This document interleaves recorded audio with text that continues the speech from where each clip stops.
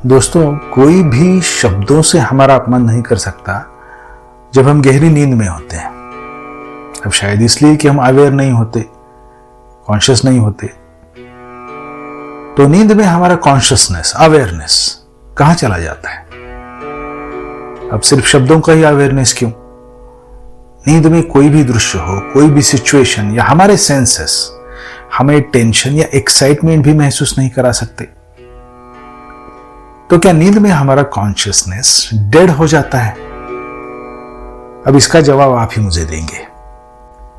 अगर मैं आपसे पूछूं कि आपकी नींद कैसी रही, तो आप कहेंगे कि बहुत अच्छी रही या ठीक रही या खराब रही।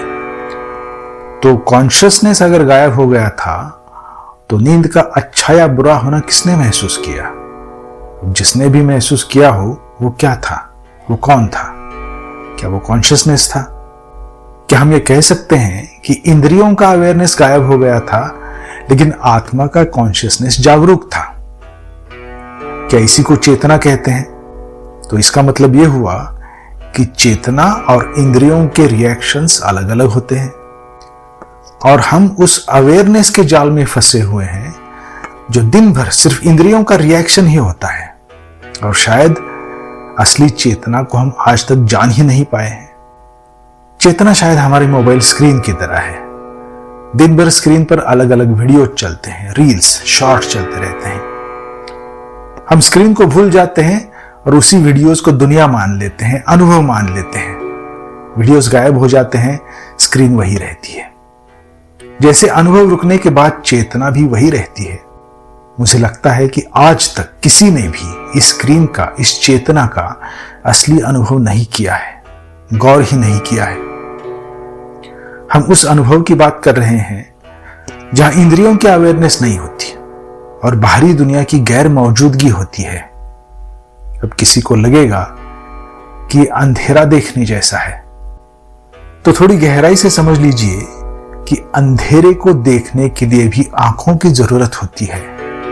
वैसे ही कुछ ना होने को महसूस करने के लिए भी कॉन्शियस होना जरूरी है। यह वही कॉन्शियसनेस है जो सब कुछ गायब होने के बाद भी कहता है कि मैं अच्छी तरह से सोया था।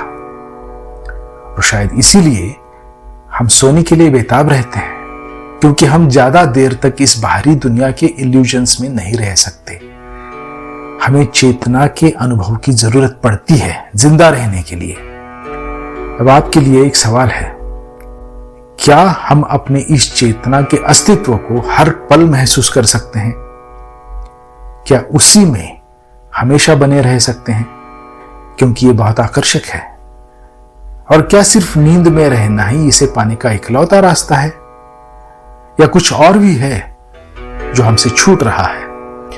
मैं बहुत सारे आध्यात्मिक गुरु और संतों का सम्मान करता हूं, जिन्होंने मुझे इस पहेली को सुलझाने में अपने अपने तर्क दिए, लेकिन सच कहूं तो किसी ने भी मुझे सेटिस्फैक्टरी आंसर नहीं दिया।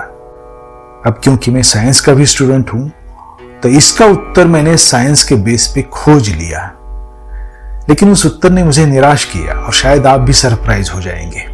लेकिन इस जवाब के बाद और एक बड़ा सवाल खड़ा हो गया, जिसके बारे में हम अगले एपिसोड में बात करेंगे। लेकिन पहले वो जवाब जिसने मुझे निराश किया।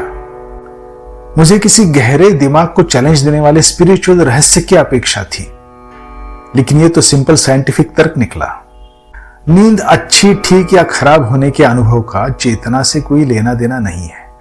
इसका फैसला तो हम सिचुएशन पर लेते हैं कि हमें जागने के बाद कैसा महसूस होता है। अगर हमें फ्रेश लगता है, एनर्जेटिक लगता है, तो हम कहते हैं कि नींद बहुत अच्छी हुई। अगर थकान महसूस होती है, तो कहते हैं नींद खराब हुई। अब तक ये चर्चा इस बात का उदाहरण है कि इंटेलिजेंट इल्यूजन किस तरह से बनाए जा सकते हैं, जिस तरह से मैंने आपके दिमाग में एक डाउट बना दिया। लेकिन अगले वीडियो का पॉइंट जेन्युइन है। इसका जवाब ढूंढने में आप शायद मेरी मदद कर सकते हैं। उदाहरण तो वही है, नींद और कॉन्शियसनेस, लेकिन इस बार उसमें समय यानी टाइम का कंसेप्ट ऐड हो गया है। यह वाकई सीरियस है, यह इल्यूजन नहीं है। अगर यह वीडियो अच्छा लगा हो तो लाइक कीजिए, शेयर कीजिए, सब्सक्राइब कीजिए। अगले वीडियो का इंतजार कीजिए। धन्यवाद। अपना ख्याल रखिए।